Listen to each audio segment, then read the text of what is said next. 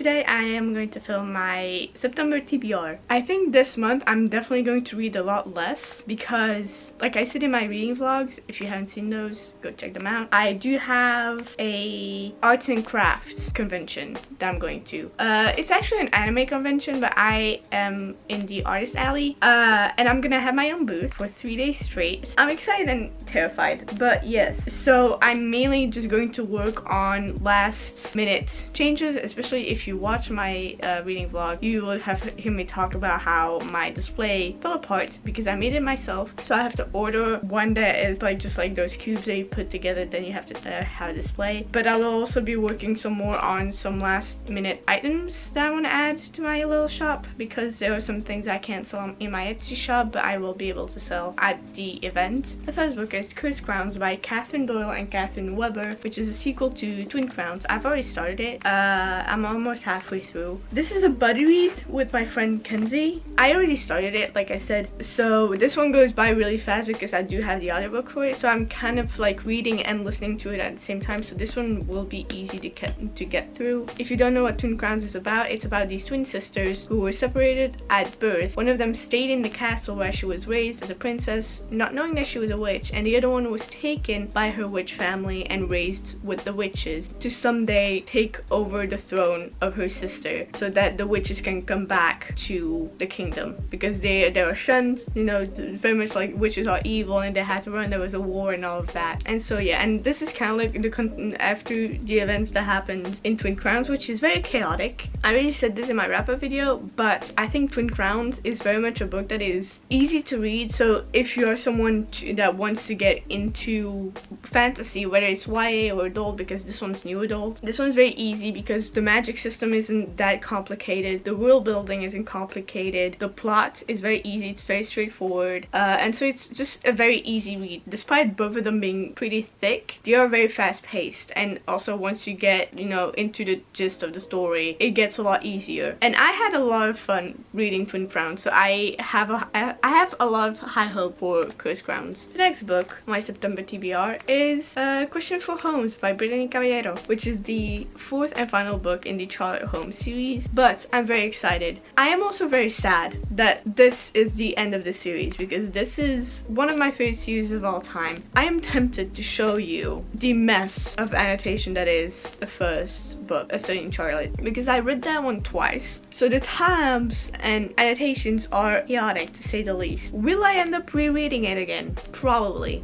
I will probably reread the series often just because this one is this is one in a million, okay? This series follows the descendants of Sherlock and Watson. So obviously Charlotte is Sherlock's descendant, and then Jamie Watson is John Watson's descendant. And so you kind of have similar characters to the ones from the original novels, but in modern day and like YA. And that concept alone was what originally like grabbed me for the series. I'm pretty sure there's also kind of like hints and like nods to the original novels within the series, but however, I hadn't read the original novels when I first read the three first books, so I think that's gonna be my excuse to reread them, just to see if I can find like, you know, like little hints and pieces that nod towards the original novels. I really love this series, and I hope that the author will make more of these novels, just because, I mean, it's, you know, they're mysteries, right? You can just write them until the characters are too old to do the things that they do. I have no idea where this one is going to take place because the first one took place in London, the second one took place in Germany, and the third one took place I think in America or again in London, so I don't know if this one is, I think this one takes place at a university, judging by, you know, everything. Italy? I have no idea. I am very confused. I tried to look at hints from the cover because I don't want to read the synopsis. I want to go into this completely blind. I love this series so much. I think every single like murder mystery series that I've read has been one of my favorite series of all time. I mean, Truly Devious, A Study in Charlotte, and now also Good Girl's Guide to Murder is getting into that same like section. So I think I have a pattern. If anyone knows more series that are like YA mysteries like these, or like Truly Devious or A Good Girl's Guide to Murder, let me know, because I generally want to read more of those books. I don't know why I love YA mysteries so much. I just do. Speaking of A Good Girl's Guide to Murder, the third book on my TBR is As Good as Dead by Holly Jackson, which is the third book in the A Good Girl's Guide to Murder series. I don't own it yet. I still need to order it once I get my paycheck, which is also going to be a buddy read with Steph, who I will link her YouTube channel down below as well. I did buddy read Good Girl Bad Blood with Steph last month, and so we just decided to also buddy read As Good as Dead together this month. So yes, that's very exciting. So again, I rarely do this with series where I read a series like back to back. I mean, and also it's very surprising that with Cursed Crowns, I'm reading it so close after I reread Twin Crowns. I wasn't supposed to read Cursed Crowns this soon, but because my friend Kenzie decided to read the sequel now, I was like, let me just do it as well. Let's just be a buddy read. So I think if I want to read a series back to back, it has to be a buddy read, because otherwise I will most likely not pick it up immediately. The only other time that I did that on my own was with the Caraval series. I think that might also just be because the series that I read, more often than not, the other books in the series aren't out yet. So yeah, that's on me. That's why I always say I hate that I pick up a series before the other books are out, because then if I do want to like continue the series right away, I can't. So that's an issue. I already talked about Good Girl Bad Blood and A Good Girl's Guide to Murder at length in my wrap-up video, and also I think one of my reading vlogs is just completely dedicated to that book, so you can just go check out those videos to hear me talk about those, just because I've talked about them a lot. And I don't have anything else to add that I already said in those videos, except that I absolutely love this series, and I think that Pip is an absolute badass. And so far I love the arc of her, you know, being like a good girl, which is why the first title is A Good Girl's Guide to Murder, and then the second one is Good Girl Bad Blood, and then the third one is As Good as Dead. So it's essentially Pip going from a good girl, then having a manic episode. Like, she went haywire in the second book, and I am here for it. She gets so angry. I absolutely love her, and so I can't wait what she's gonna do in the third book. I hope to see some repercussions for what she did in the second book, just to, you know, just because it would make sense that it would have repercussions. But yes, I am very excited to see her, you know, beat someone up in the third book. I'm very excited. The fourth book on my TBR is Bunny, which I already started as well. I DNF'd this last year in October, I think, and then I picked it up last month again. I said this also in my reading vlog, but I think Bunny will be one of those books where I am going to read it slowly. Like, I'm just, you know, not going to binge it, because I think I would go insane. Just already from what I've read of this book, it's insane. Like, right after I DNF'd it and then I picked it up again, right at that point, shit hit the fan. It's something. It's insane. So yeah, I can't wait to see the person I'll be when I finish this, because while reading this, I can literally feel it rewiring my brain. And I don't know if it's in a good way or a bad way. I'm waiting to see that result. I had never read a book like this, where it's, you know, kind of like, I've read books with unreliable narrators before, but never like this. Like, I asked on Discord, like, if for the people who have read this book, if we ever get an answer to what is going on at the smut salon, and they just said no, it just kind of keeps getting crazier and crazier, and just you kind of just have to deal with it. And I was like, cool, yeah. So I have no idea what is waiting for me in this, because I'm almost halfway through, like almost, and it's starting to pick up. Like, at first the writing is a bit slow. I think the writing kind of shifts at times. Like, sometimes it's slow, sometimes it's a lot faster. I think it's also just the feeling that I have no idea what the fuck is going on kind of affects that as well. But yes, the fifth book on my TBR is Hellbent by Leigh Bardugo. I will try to read this year, because I've said this before in other videos. I think in my wrap-up video where Ninth House was, I reread Ninth House at the beginning of the year in the hopes of rereading Hellbent right after, and like right when it comes out and all of that. I finished Ninth House, and here we are, September, and I still haven't read Hellbent. Yeah, I'm still going to try and get to this book by the end of this year, because it just would be dumb for me not to. At the same time, I want to read it this year, but at the same time, I want to not, just so that I can, you know, wait till the next book comes out, because I don't remember how many books are going to be in the series. I originally thought it was going to be 9 books, you know, for nine houses, nine books. I think I had seen someone say that and I was like, oh shit, then Leigh Bardugo really should start writing, but apparently not. I think it's going to be a trilogy or maybe 4 books. I don't remember what it is, but I know there's a 3rd book and I'm not ready for another one of those fucking cliffhangers. So yeah, if you don't know what Ninth House is about, where do I start? We follow Alex Stern, whose life kind of has been a mess, to say the least. And the thing about her is that ever since she was a kid, she was always able to see ghosts, or in what they call them in the series, they call them greys.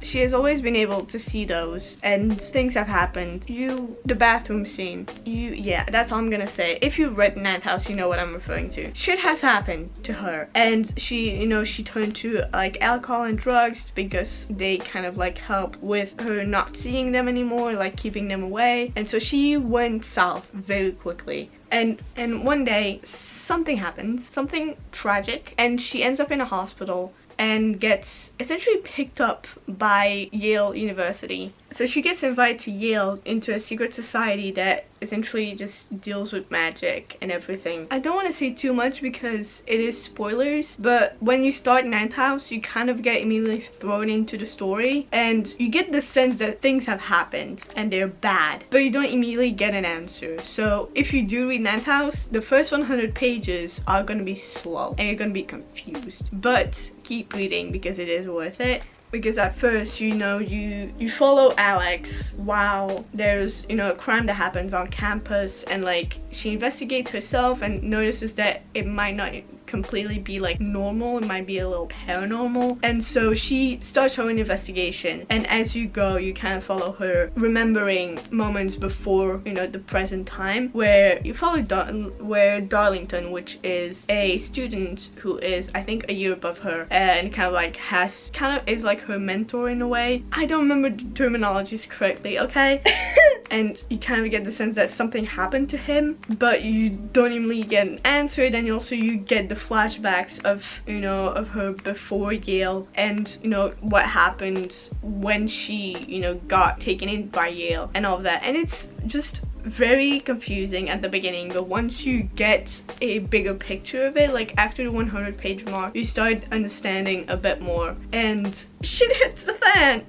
It's very cool. It's one of my favorite books of all time. I read Ninth House, I think after I read Six of Crows, if I remember correctly.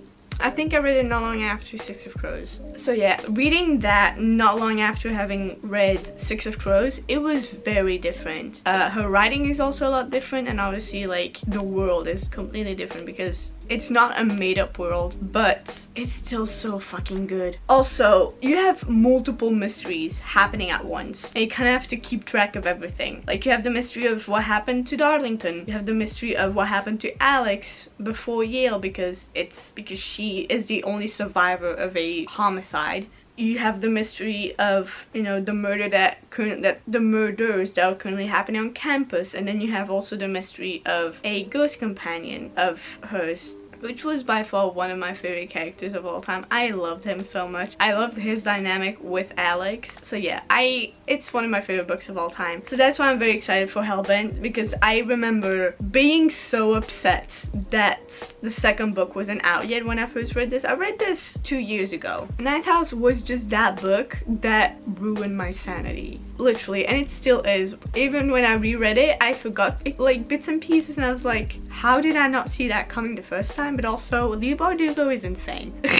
So yes, I have no idea what's going to happen in Hellbent, and I've got a feeling like you don't want to know. I want to go into this completely blind. And then finally, the last book on my TBR is Foul Lady Fortune by Chloe Gong. I read These Violent Delights 2 years ago. And then I read Our Violent Ends last year. I didn't love it as much, but yes. And so I'm very excited for this. I think this is a spin-off series from it. I do think it happens afterwards. It follows her cousin, if I remember correctly. Like, I want to continue the series because I love Chloe Gong's writing. I love Chloe Gong. I did read Immortal Longings last month, and so I'm just in the mood for more Chloe Gong.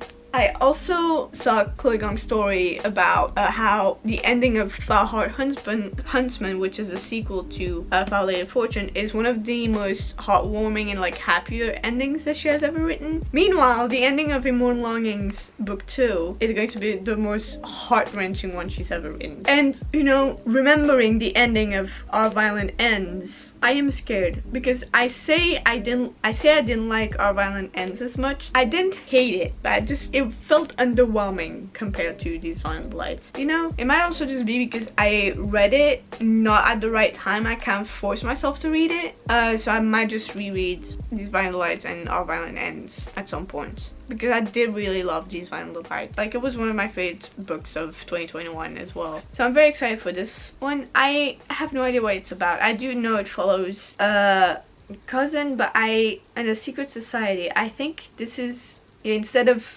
China and Russia, I think this one is China and Japan, if I remember correctly. Oh, 4 years ago, Rosalind Lang was brought back from the brink of death, but the experiment that saved her also stopped her from sleeping and aging and lets her heal from any wound. Okay, was that the Our Violent End? I don't remember if did she lay dying? A mystery? An enthralling mystery. Okay, so there's a mystery in this. Okay, I'm gonna read it.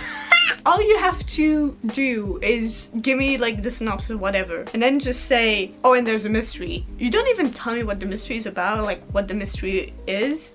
I will read it just because I love any kind of mystery aspect in any book. So yes, I'm very excited. So yes, this is the TBR. I hope you guys enjoyed this video. I am very excited for September. I'm excited and scared. I'm pretty sure I will be able to get through at least 3 of these books, because I have another book for 3 of these books. I have another book for Cursed Crowns, A Question for Homes, A Question of Homes, not for Homes, of Homes, and Violet Fortune. So I am assuming I'll at least be able to get through all 3 of those books, but I mean, most of my time will probably be taken up by Artist Alley. So yes, as always, the YouTube stuff I'm supposed to say.